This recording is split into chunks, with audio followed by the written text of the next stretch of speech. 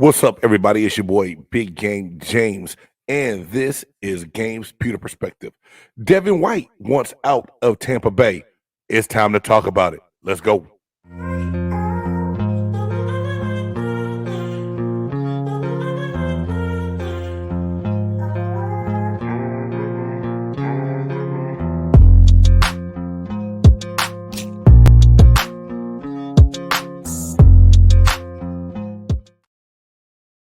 Hey, that's right. Welcome, Tampa Bay Buccaneer fans, NFL fans. It is Bucs, former Bucs defensive tackle, James Canada.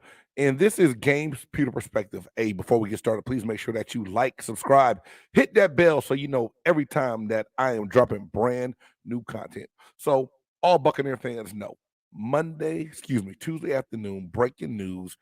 Devin White requested a trade, saying that he wants out of Tampa Bay. Yeah. Not a fan of that. Not a fan of it at all. You know, Devin White is one of the better inside linebackers in the NFL, and I love his game. There's a lot that goes with Devin White, his demeanor, his personality. He's a fan favorite, and no one wants to see him go. But the rumor is Devin White really wants out because he wants to be amongst the highest paid interior linebackers in the NFL. The question I pose for Buccaneer fans is, does Devin White deserve the giant payday that he's requesting? Now, we're going to get into numbers here in a minute, but Devin White is slated to make $11 million this year. We know the salary cap is hitting the Buccaneers hard, and they don't have a lot of wiggle room right now to get a deal done prior to the season. But I believe a deal will get done, an extension will get done sometime throughout the season or even towards the end of the year. But I don't think the Buccaneers want Devin White to go anywhere.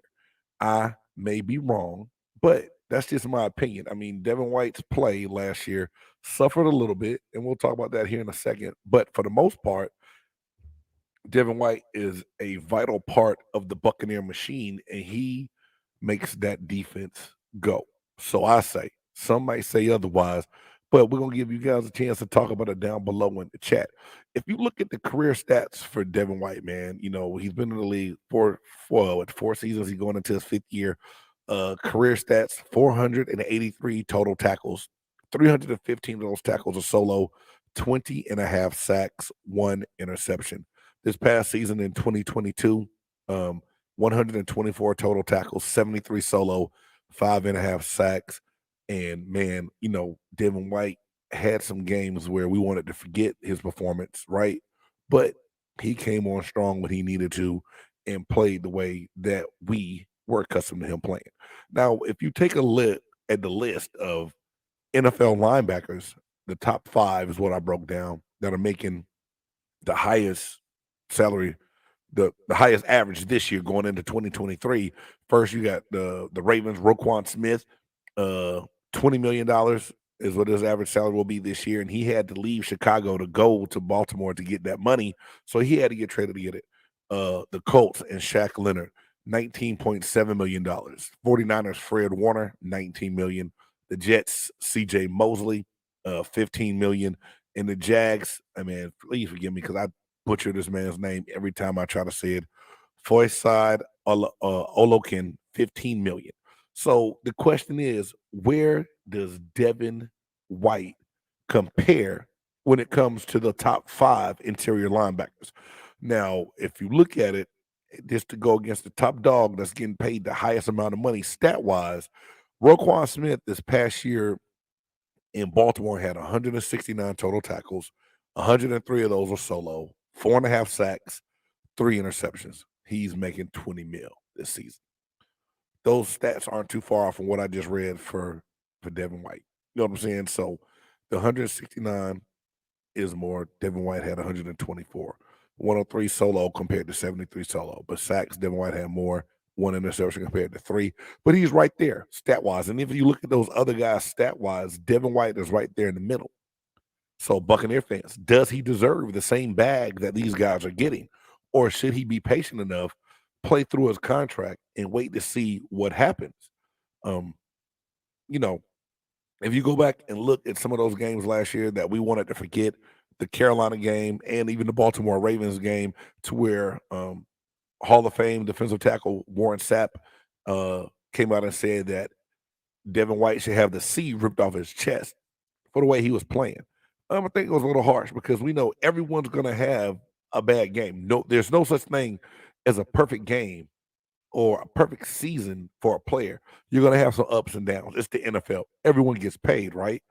But those are some games that when you saw the film on it, you were like, what in the world is going on? Later on it came out that Devin White had personal issues or some things that he was dealing with, losing his father, even during the football season, kept it to himself, came back, rebound, played the rest of the season well, and played the way that we thought he was capable of playing. So, things happen. I won't blame all of that on saying that Devin White doesn't deserve to get his bag, but it's something to make you scratch his head because some Buccaneer fans will come out and say, "So what? Let him go. Let him shop himself around. We can rebound without him." I think that's an irrational decision to just cut him right off the bat or trade him away. We need him this year to play, and maybe he doesn't get the deal he wants from us, but we got to get what we can out of him this season until we can go address the issue in the draft or free agency next year. That's just my thought. I even had a Buccaneer fan reach out to me and send me a message saying that Devin White is good, but it's because of Levante David that he has the success he has because Levante can help fill those holes and make up for the mistakes that Devin White makes. I won't go that far either. Now, both of those guys on the field together are great. Levante David doesn't say a lot.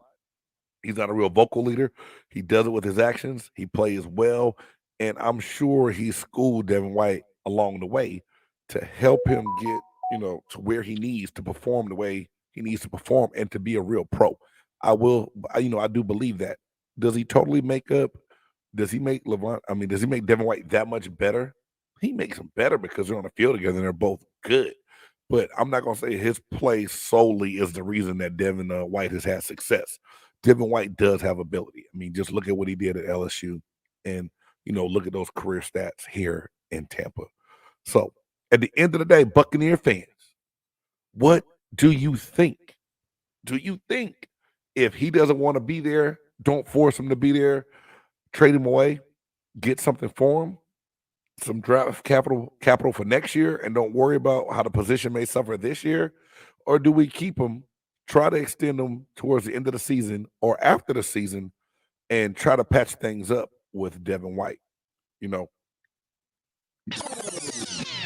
Those are the questions that we have to ask ourselves going into this season. How important will Devin White be towards the success of the Buccaneers this season that we're already going to be depleted in certain areas? I don't know. It's going to be tough. We shall see. Buccaneer fans, thank you for stopping by the channel, checking this out. Big Game James, Big Game Entertainment. This is Big Game's Pewter Perspective. And until next time, thank you for watching. Peace.